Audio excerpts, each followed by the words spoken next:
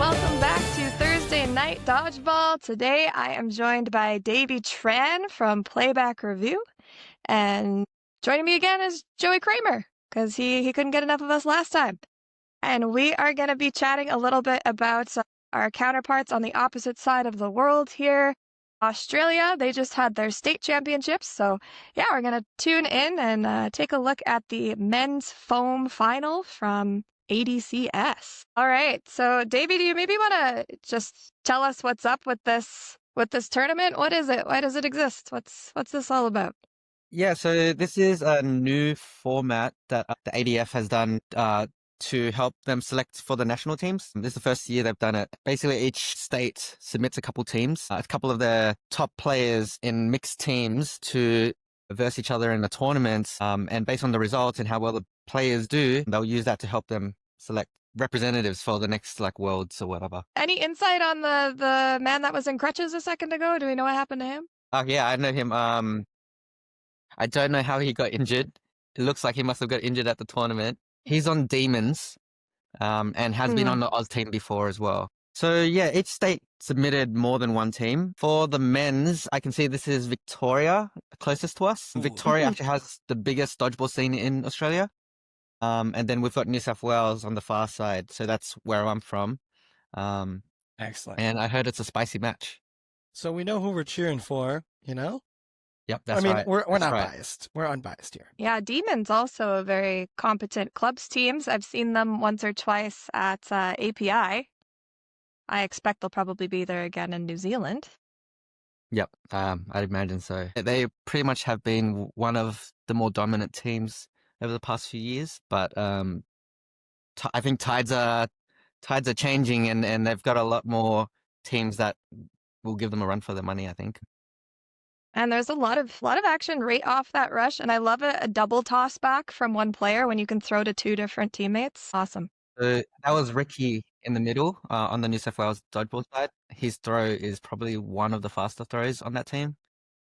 Ooh, but they've given up 5 balls just now, completely flipping it. Like the asynchronous pump fakes there. Good stuff. Nice block, though, from our wing in the corner. Well, I guess they're very confident because didn't matter. Didn't matter they gave up all balls, almost all balls. I think some teams intentionally kind of use more of their balls early on, like a little bit play a looser style early on to set precedents that they might send. And it kind of sets them up for the rest of the game that you can't be confident or feel safe just because they've only got 2 balls. Yeah, we've talked about this before. I think staying unpredictable is one of the best things that you can do. Yeah, remaining unpredictable. And then if you can force the opposing team to act a certain way, then you get to control the match. I think we just hit our Shagger in the face. Is that a toe shot or is that a bounce? Oh, I think we're saying bounce. Well, they agree. Both Yeah, it teams doesn't agreed. seem like the refs are too fussed. Yeah, these counters are coming off so fast, hey, and they're not even really coming up that high to take them. They're pretty comfortable just taking, a step or two into it. He threw basically off balance as well, and it was quite accurate. These dodges are pretty crazy, and that was a good one too. Always like a good bet to go for the team where you have 2 players lined up right in front of each other because you're bound to hit one of them, but they both dodged that pretty fantastically. So I know in stats we've sort of got like a targeted versus a dodge. How does Playback Review kind of quantify the difference between someone just threw at you and it wasn't really in your general vicinity versus you had to get out of the way and sort of dodge? Yeah, so that obviously has a bit of gray area, but essentially if they didn't have to move or they didn't even react and the ball just missed, that's got targeted. Usually we kind of leave it up to the teams to decide what they want to count as, hey, this person did a good dodge and we want to encourage that. But for us, we essentially, if they had to react, we mark it as dodged.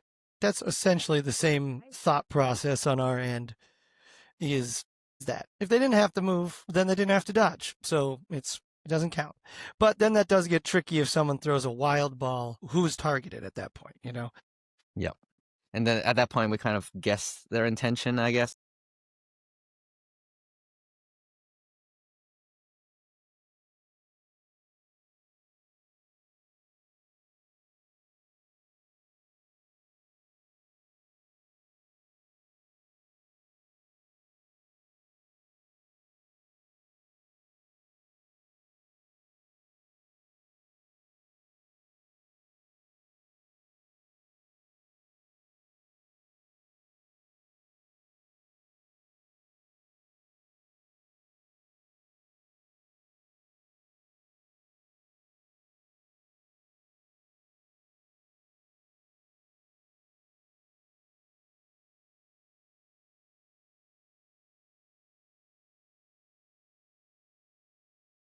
I'm surprised how long this game has been going for. Like, this point's been going for a long time, but these throws are coming off so fast, and they're not afraid to take counters. And I think this is the exchange where it really sort of heats up, everyone taking shots.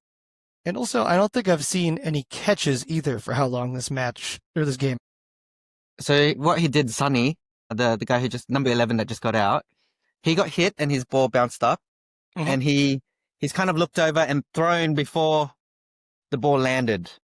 We can't see from the camera here whether it landed or hit something. I see what we're saying. Based on my eye, that is completely unreachable, out of play, and his throw was well after that ball was gone. Like, his throw shouldn't have counted. Yeah, and I think with all the confusion, all the things happening, I think nobody was sure what happened.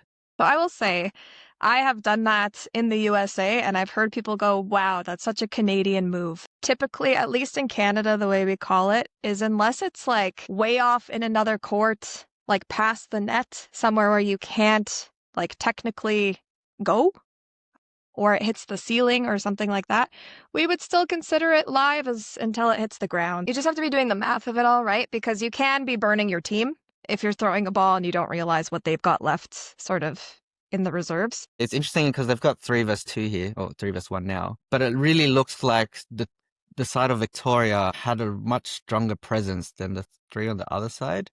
Like, he was dodging, faking, and kind of being able to push the 3 people back. Nice toe shot. Yeah, there's definitely like just a lot of energy for sure, especially coming out of this player. I can't see, is it Tang? Mm-hmm.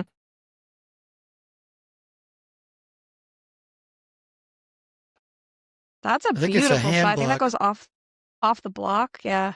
I think it's just hand. Whew. You can see, if you guys rewind, there was a moment that was 2v1, but you'll see that right after their throw, they both go pretty defensive.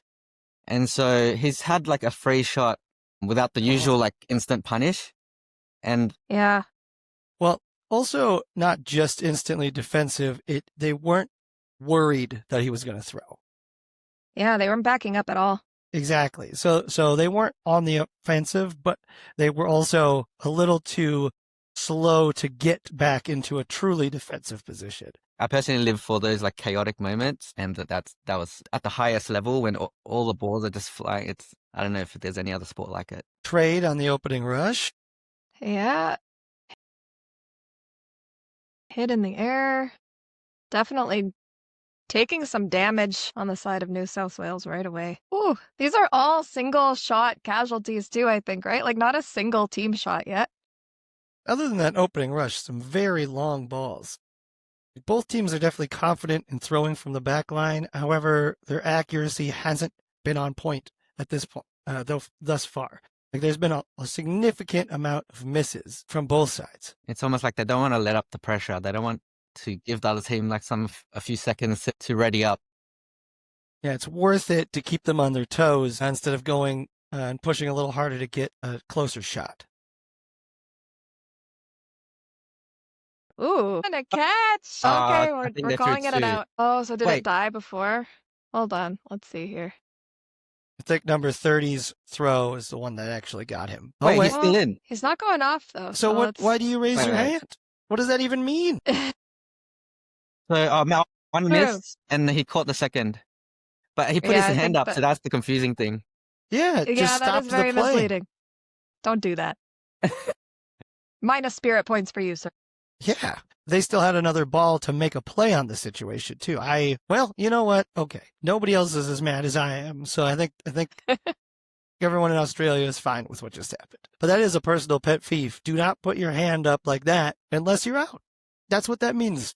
In Euros, it's hard if you don't put your hand up when you're out. Oh, even if you walk off? Yeah, well, it depends. If they really want your hand up, even if you're walking off, so that it's clear what's happening and what you're doing. Right, so the people don't try to aim you on the way out or something. Yeah, exactly. Nice blocks. Yeah, this is a tough 1v3. I don't know what my play would be here. Probably close some space. Hope they throw one at a time, but there's one. Not bad placement off that one. That was a nice double block. Yeah. I don't know if they meant to throw a trail in there or what. I guess he must have just got tagged. It was a little glitchy for me in that moment. Yeah. Wait. Yeah, I think it goes. The camera knows when there's action, Let's. Does that catch count? I think maybe. Let's I see think they what just gave happened 5 here. balls again. Chris Lung here in the middle is one of my idols on the Victoria side. Is it Nice hit. because you've always wanted to throw left-handed?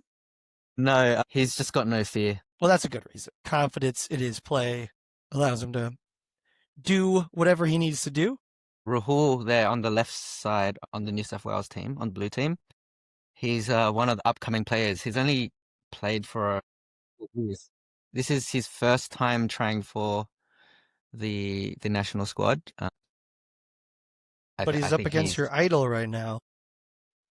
Oh, He's got the long limbs to have a killer throw, right? Nope. Oh, what dedication. It was close. So Australia, I assume you're still playing with WDBF rules updated for the 0 points of contact, right? Yes, I believe so. 1v1 up-and-comer versus experience. Nice block. I like the push through the block idea. Pushes through 3. Just have to take your time in those moments. That's often when players get too rushed, right? And they go a little bit high. Wait for the dodge. Down to 1 ball, though. His 2-handed blocking was great. Doesn't Nice need stop. to do it for too long. Good shag. This situation is so often when I see players lose it just because of a lack of patience doing that exact move, throwing both your balls. Especially new talents in that moment. It's such a risky move. Yeah, but it's so boring. So I get it. But on the flip side, in this kind of a situation in foam, most players that I play against are significantly better blockers than I am. So dragging out that kind of a situation for me is generally going to end up with them getting past one of my blocks. So that risk-reward ratio seems like the right move for me, but anyone who's an excellent blocker, wait, bide your time, and someone will make a mistake. Sounds like an excuse, Joey. Yeah, I think we're the same player because I get to a certain point where I'm like, oh, I'm going to mess up my block eventually. Let's make something happen. Yeah. Well, that's why I play cloth. Really nice toe shot. A lot of good coaches will tell you, just do the dodging until you can't anymore, and then you look for the catch. And for me, it's do the dodging until you can't anymore, and then go for that greedy second ball throw. Wow, 2 players hit off 3. Wow. All right, New South Wales, we see you. Nice hit. Yeah, it's too bad we're kind of losing a little bit of our corner angle here because there's some action happening right off the edge of the court. Another Dang. one. These single shots. New South Wales is really taking control of this game. I think they heard your accuracy note earlier, so they're on point now. I feel like they felt it in the. Well, I mean, great dodge and a really nice shot, too. This is Pandemonium. Oh, gosh. Yeah. And a hit Wow. at the end of that, too. Wow, okay. There's a lot going on here. Everyone's accuracy's dialed up to an 11 now. And in this case, they're taking counters when they're fully locked up and everyone is getting punished for it, one after another. All died from trying to cross in, basically. Yeah. And it was started by the team that had less players. When you've got more players on the court and you're just trading back and forth like that, you're going to come out on top. Nice shot in the toe. Takes Nice it. follow-up, too. This is quite exciting. Oh, a little like 360. The thought about taking that shot didn't. Sort of defensive I think that was toss back the there. first time without an opening rush shot. Yeah. I noticed twice now that Victoria's decided not to actually take the shot. If you track all the throws, so including like on targets and misses, we do have an automatic detection on opening rushes. So we that's just so count cool. it as it's not the most accurate. We call it the first engagement, which means the first time that there's a clash in a set, we count that as like the opening engagement, and then we can have stats like hit rate and things like that for that particular moment. It obviously doesn't work if nobody throws any balls. We just started timing our opening rushes for a couple of our tournaments, and it's been fun to get more leaderboards. Look at that little joust at the center line.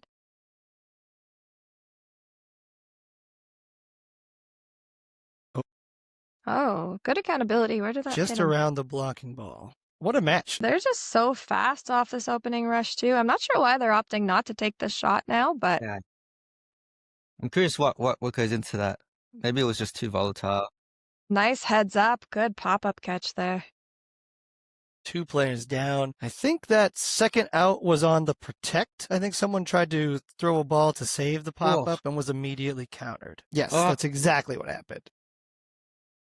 A cover that didn't work out and then ended in getting themselves out. A good attempt to save the teammate. Always take the cover. You talked about your pet peeve. My biggest pet peeve is not covering a pop-up. I agree. I think it doesn't matter how many balls you have. I think it's always worth to try to block the pop-up, because that could be worth 2 or 3 lives. Absolutely. You guys still feel that way with your ability to make a catch in the air? It makes a big difference. Catch things in the air. I've done it. Well, that's what I mean. Now you have to be much, much faster for you to actually successfully stop someone from making a catch on a pop-up. Kill them before they jump. Yeah, or hit the ball out of their hand. That was a nice catch there. Yeah, it was. Good front line. Yeah. Wow. Oh, he's feeling that too. That was a move that we saw Tang pull earlier against New South Wales, and they tried to give him a taste of his own medicine. Unfortunately, did not work. It was a great look too. They had 17 down in a defensive position. They weren't coming for a counter, but it's just a great catch, giving Victoria a full team. And we haven't really seen New South Wales turn one of these down bodies sort of points yet. And that might be no block that was just called. I believe so. So this would be our halftime after this point. That was worthwhile through trade dodge. for Victoria. Ooh. A way to look for that catch. Loving the passion. Dodgeball is like almost snowbally in the sense that, like, if you start losing a lot of points and you don't have strong mental, it's going to be a lot harder to hit your shots just from not being less confident or being more scared of them. I think even teams that are even, if they don't have a strong mental, it can definitely run away. Yeah, I've looked at some of your advanced stats and sort of seeing the accuracy chart of like where you are at the beginning of a match versus where you end up at the end has been sort of a fun illustration. Anecdotally, from when I look at my team's matches, you can kind of see accuracy. Like when you see like 3 sets in a row where your accuracy slowly steps up, you actually, like thinking back to the game, you can feel that that's the moments that your team was starting to feel more and more confident. There could be some pressure game thing happening, or the other team was starting to get more timid. So you can almost see like your accuracy match up with how you felt in the game.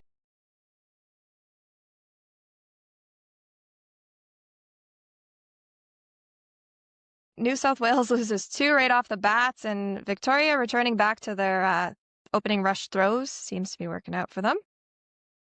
Was that a catch? Yes. Nice grab. Catch, momentum shift. After such a great start by Victoria, I thought they were just going to run through them, but that catch really slowed everything down and hopefully sets up New South Wales in a good position. Good attempt. Team Did catch. he catch that? Yes. Oh, man, like off the ground. Jesus. Disrespects his lockup, gets punished for it twice, and then like, how does he catch that? It's like with one hand on his ball. Amazing. He ran the whole... Wild. Nathan Tang's one of the fast, like probably one of the fastest individuals in Australian dodgeball, I'd say. He normally takes the opening rush on the national team. We have a very fast Nathan over here too. I think Tang's MVP so far, I think. He's got my vote. He did flip that 3v1. We've actually got a new team stats thing in Playback where it tells you your chance of being able to turn a game around when you're down players. Very cool. Okay, so we're going to see about 1,000 shots get fired here. I don't think anyone dies. We do get one at the end there. Nice. Okay. I suspect they're going to try to throw only doubles at him just because he's such a good catcher. Ooh. Nice toe shot from the back line. Only has to take like 2 steps into it. I like his choice of going to his left corner, facing only right-handed Me too. opponents. Beautiful toe shot. There's only so many angles those shots can come in from, right? Whenever players go through the middle, I understand it gives you sort of the ability to dodge in any direction you want, but you are open to so many angles for those throws to come in from. Like there's only one way you need to turn being in the... 3 balls in hand right now. That's wild. This is a wild grip that he's got on those 2 balls. One hand holding 2 balls. He's known as one of the defensive gods in New South Wales. All right. That So gives one of us the a best ride. players to have as your last in, it sounds like. Sunny has one of the strongest throws I've seen. So that's the guy on the left on Victoria's side. Ultimate throw versus ultimate defense. Battle for the ages. Nice block. Definitely taking his time. He's not pushing, he's not really trying. It's more just not necessarily disarming, but keeping them just in line, making them have to make a move. Okay, yep. They've gone with double. Nice staying low. Good Big movement on that catch. ball. That was wild. Okay. Victoria just coming on with a 2-player switch right here. Catch. Wow. Wow. Like such a curve, kind of curved into his pocket, but like still Yeah. just to track that movement is very impressive. Tot number 2 sleeping, watching the catch. 6 versus 3. I'm noticing New South Wales starts down players. Like, when they're down players, it's like quite early on in the set. Mm-hmm. Yeah, Victoria has definitely been more dominant in the first half of a lot of games, which is why it appears they're outlasting them. Balls must have hit on that play, I assume, as both players are still alive on the left. And now he's looking for targets. I don't hate that. I mean, you've got balls in hand they haven't picked up yet. You're unlikely to get countered. I'm a fan of rapid fire. The downside is if you miss, you're giving more ammo to more bodies. Definitely. Nicely placed shot. Trade on that one. Yeah, they find themselves in a bit of a hole here in the second half after really turning it around in the second half of the first. But what they're doing doesn't seem to be working at this point. They're getting themselves down 2 to 3 players and having to battle all the way back. They weren't taking the shots in the opening rush. That might be giving the other team too much space. And they agree with you. They listened. Do you ever see in Australia, we've recently seen it a little bit more in North America, where you kind of have the 3 balls lined up right on the edge of the court for the opening rush, and then they sort of swat them out to the shagger? Never seen that. I've only seen when people grab 2 balls and then hit another ball back. Couple casualties off the top there.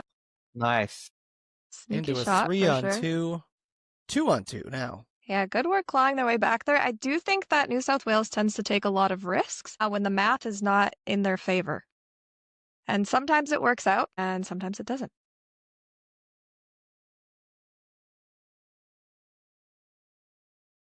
I didn't see This the is one out of on the those- left side. I was too I'm focused not on sure the what right. happened there either. Maybe he just skimmed his shoulder and he took a while to get Yep, off. Yeah, I think exactly. that is what happened there.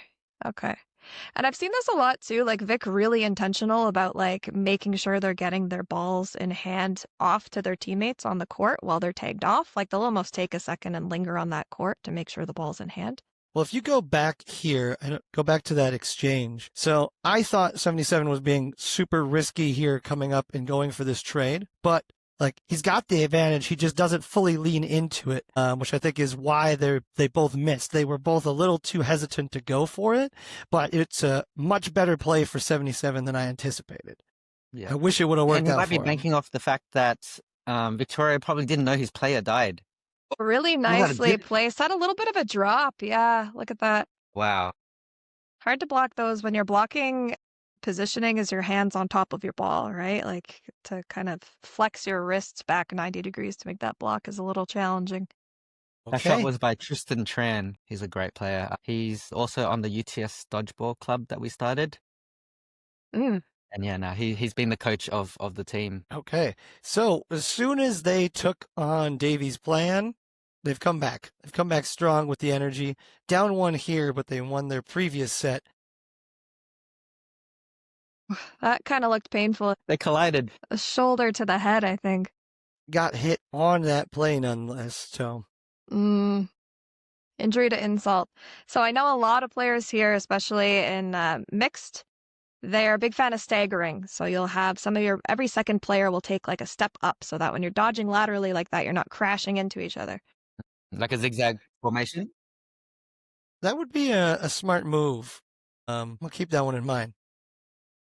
Yeah, Nice how do hit. teams decide who's the ones that step up? Is it the better dodgers, or is it like, or do you keep your like clutching players at the back or something? See, the reason I say particularly in mixed is because stereotypically the women in mixed can catch, and so you generally put them up a little bit higher, but it would be wings will often take a step up in the instance where gender is not a factor, just because they've got the balls to sort of protect themselves. Yeah. And then every other person from the wing. I mean, wouldn't you want to put them at the back line then? Give them more distance to make the catch? I don't know, man. You can put your own flavor on it. I don't like it. I like it in theory. I hate it in practice because they always want me to go up. Well, quit dodging so well and they won't put you up there. This looks like a hit, but there was just a little bit of a lag. Right at the glitch as well. Mm-hmm. Maybe it's when everybody claps. That's when the camera. Maybe. That one? Oh, nice trade. Nice. Oh, it's trade. It's a trade. Even though they take they're trading 1-for-1 on the opening rush, that's way better than not throwing and giving Victoria like all the space to kill 2-3 people. For sure. Ooh. Nice hits. Trade again. Okay. Well, I don't hate the math. I don't hate the math on that trade yet. I like the setups there. I like the corners taking a pump fake and then the middle throwing a little bit later. New South Wales looking much more confident this set. Yeah, absolutely. And a Gets nice through toe the shot block. there. Whoo. Nice. Great The timing. angles on that. Oh, they did get him. Okay. Yeah, it looks like hair. That takes a lot of synergy to not make a call, reactively do a double, and have such good timing. They're on the same team, on the state team, so I wonder if that's kind of played into that. I think the chemistry has a big impact. And you Australians do something, and Malaysia does it too. That's a little bit different from some countries in the world where you tend to have these clubs that play together all year at all these major tournaments. Like you don't mix it up quite as much, I've noticed. I've heard rumors that perhaps 1 or 2 clubs don't actually let you play with players from other clubs at the major tournaments. Okay. But that does build that chemistry. Confirm or deny. You can tell me if I'm just spreading rumors here. I don't know relative to other countries, but they do play together because they want to kind of build their teams. Okay, so there's some pandemonium here. Again with the just dodging into each other. The space. I think that probably comes with a little bit of practice together too, kind of knowing which way people dodge. Now you're taking people from sort of all over states and sticking to them together. And sometimes fantasy dodgeball works out really, really well, and sometimes it's just chaos. You can't throw like 6 great wings on the court all the time, right? Yeah. If you have all loose players, then you don't have the players to be like ball count or something. New South Wales has come on top on that play. They're up 6-5. Is this the first time they've come out on top on a opening rush? Ooh, great stats. Don't know if it's the first time, but it's definitely, I think, the first time in the second half. Yeah. Dodges, and then sort of, I think it's, yeah, just gets hit flat-footed. Didn't think he was going to take that shot, because why would he? There's nothing better than catching someone sleeping, but Oh, I know, I have a problem. Sleeping on court. it becomes an addiction, and then you make a lot of mistakes trying to reach that same high. Well, I think it just, when you get so excited, you often miss. Oh, that looked like it was going to be a catch. It stuck It for a did. second. He tracked it. He did a hand catch and then just kind of dropped it. And that one off the back on the return. New South Wales still up bodies. Nathan Tang, like really adding the pressure. He kind of has no, like, it's not easy to play that confident when you're down players. Mm-hmm. But he's been punished 24 for that just one. making a perfect throw right to where he was dodging to. He was not getting away from it unless he had previously decided to jump. It was just a great throw. Yeah, I know that like when you're first learning dodgeball, they're telling you not to pre-dodge and things like that. But I feel like at some point when the throws are so fast, you're kind of forced to. We have a neuroscientist that was also a dodgeball player here in Canada, and he was talking through, a little bit of the neuroscience behind reaction. And they say everything that comes out past about 90 kilometers, you can't track anymore. Beautiful catch. Look at that. Nice. Just gets low. Actually, it becomes reaction mixed with a read of the release point, basically. That's like baseball players where even though the ball is that fast and it doesn't fly for very long, reading the run up and this kind of thing kind of gives you a sense of when the timing is going to happen. Change-ups work in dodgeball too. It's just a little bit riskier, I think, because it can just be a complete change from a hit Ooh. Nice to a Tristan. catch. Yeah, absolutely. He survives a lot there, and then I would believe he blocked that, but I guess not. I wouldn't call it a disarm because he goes off before he decides that that ball's out of his hand, I think. Oh, maybe not. Okay, maybe it's just a disarm. I'm curious. The balls are set up. Usually, it's like 2 are together and 1 apart, but they've looked like they're intentionally kept. Interesting. Okay, so maybe they practiced that exact run up with 2 balls on each side of him. Yeah, I think you could tell. I'm not sure, but definitely the player for New South Wales didn't turn around, grabbed them and ran backwards, and I think that's the big reason why they were separated. Was just to be in an immediate blocking position. I like that decision here. First off, these guys are very in sync. They do the exact same dodge back to back, 24 and 2 here. Very in sync. It's like they've practiced it. But now they get a hit here, and then watch for the follow-up. They've got the math for it. What a good opportunity to take advantage of that screen. I do think it's interesting to take that shot and then not punish his lockup for what happens right here. It might have just been because he was in a little bit of a defensive position, sort of bent over from what I could tell with half his body cut off. But we see a lot of chaos come from punishing not your lockups, other people's lockups, and that's where the pandemonium has sort of ensued. But I haven't actually seen that much just punishing of the players across from you or even taking those shots after your lockup's throwing. That too? They've just aimed 2 different players at the same time. And they were both successful. Actually, statistically, so we're doing some research at Playback into detecting like different types of set plays and stuff. And one of the statistics that came out of it was that your average kills, if you aim 2 different players, is higher than if you throw those 2 balls at 1 player. I'm going to clip what you just said and play it back to my team because I am such a big fan. And so few teams do it, right? They feel like it's a waste, and I don't know why. Well, I wonder. Oh, go ahead. I was going to say, the funny thing is, like, my team does it accidentally a lot. Like, we mishear calls and stuff. And it's always when it's a mistake that we actually hit more players out. A great throw right there after this incredible dodge over the top. I want to call this out. Look at that. Like a spike in a volleyball match. Great agility, great throw.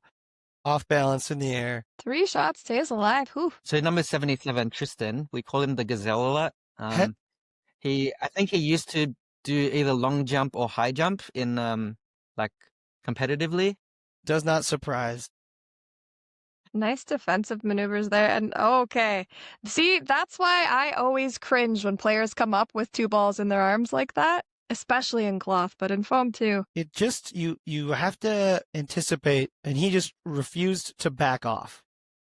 Yeah. I think he assumed they were going to go all the way back into a defensive position, and he decided, no, I see exactly what he's trying to do. I'm going to stay up here. And then he had to throw at him immediately because it's a trade situation for him at that point. Either I get him and I survive, or he's just going to be there. I think he just saw him not backing off a little too late, just played it perfectly. And especially because they were up players as well.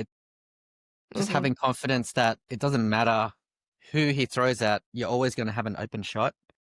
I'm not sure what the ball count there was, but yeah, it was great confidence 7-7 had on himself to be able to make that shot without having to go defensive. They're so in sync with their dodging that it's hazardous.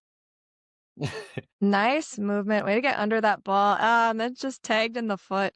You know what Vic is doing really well here is they're waiting for the player to turn away, and then the opposite wing is taking that opportunity shot, right? Or not even a wing, just someone with a ball. They're just waiting until a player's not looking. They're doing a really good job of not forcing opportunities, but just taking them.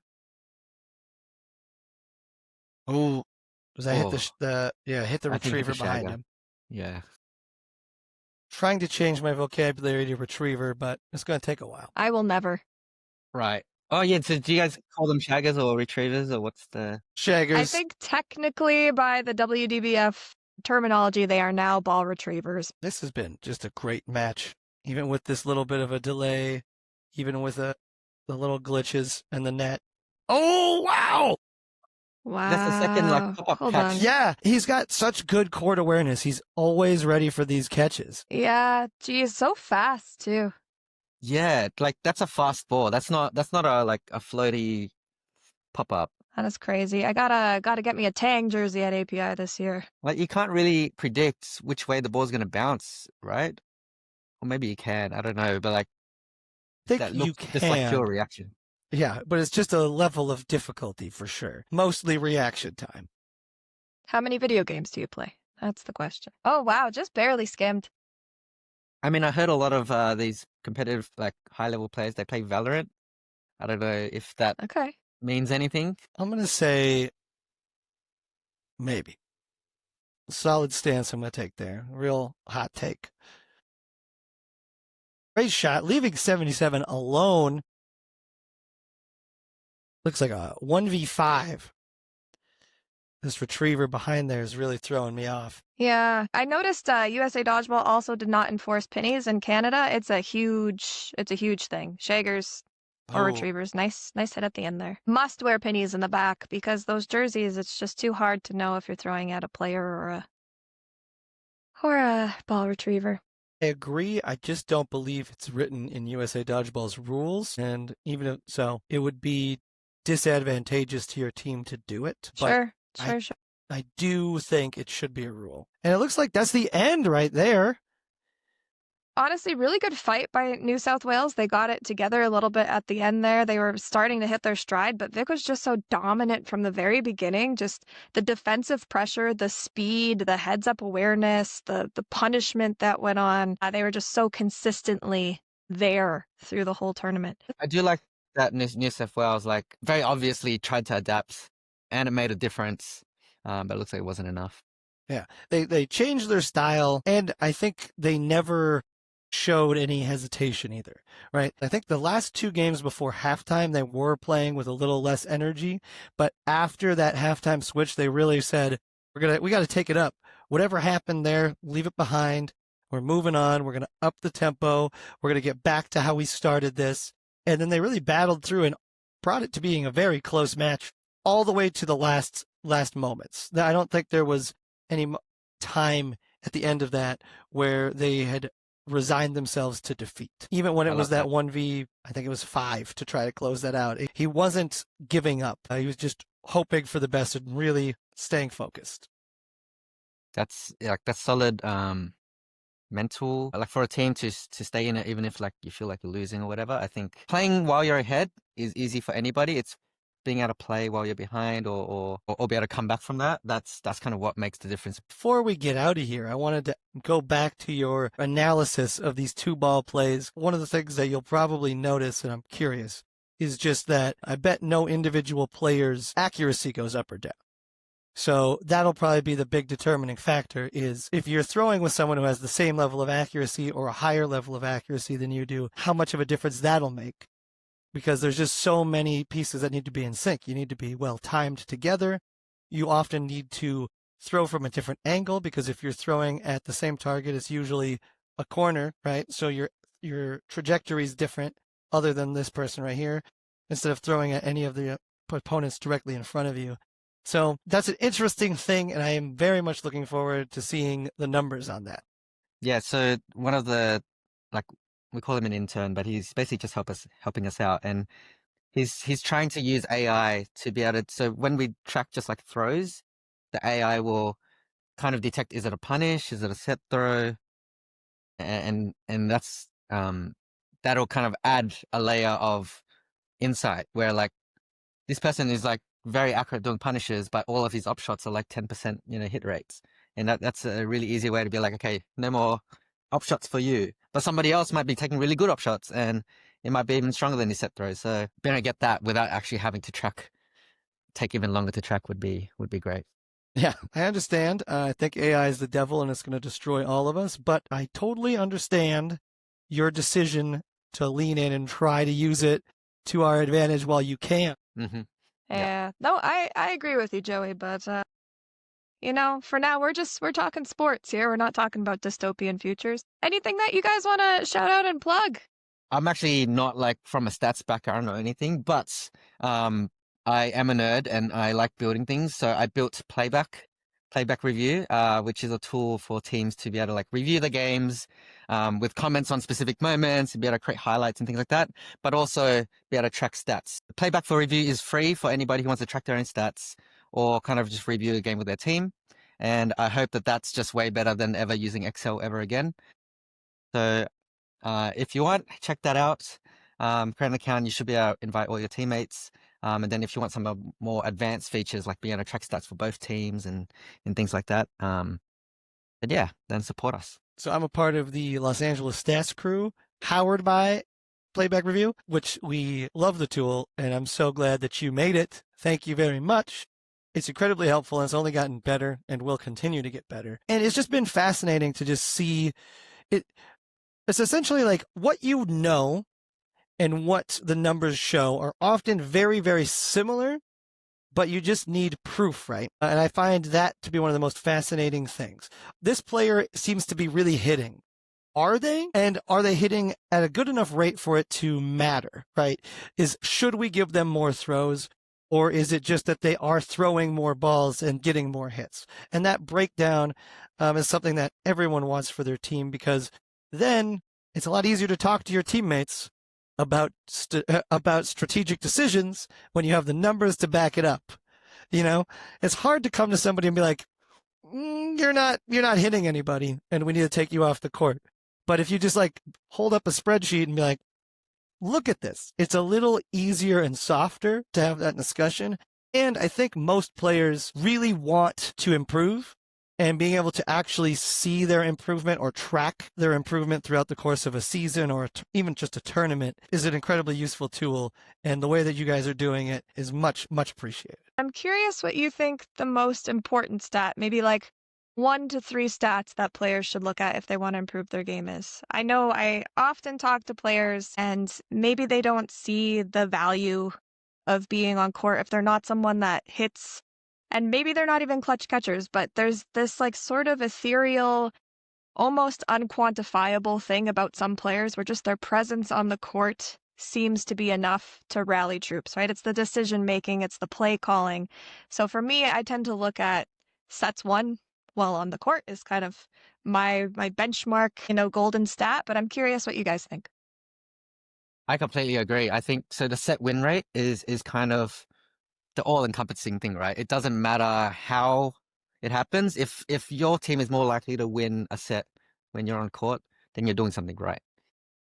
Impact is more of a for fun. Like if you come out of a game and somebody closed the set by making a massive catch, I want that to reflect and be able to like help you celebrate that player. Like, yeah, even in the stats, you were the MVP. So hopefully, like, let's just say in this game, maybe Nathan Tang, hopefully he's one of the few, highest impact players. Obviously, value ratio is quite important. So how many players you're able to take out before you get out. And I know that some players also like kills per set. So, because sometimes if you're the last in, you'll take a lot more shots and you'll miss a lot more. It doesn't mean you're a worse player. You kind of get docked for accuracy just for being surviving last. So kills per set kind of helps kind of reward players that survive to the end and get a lot of kills. I can't recall right now. Do you guys have like a hit rate or an efficiency stat?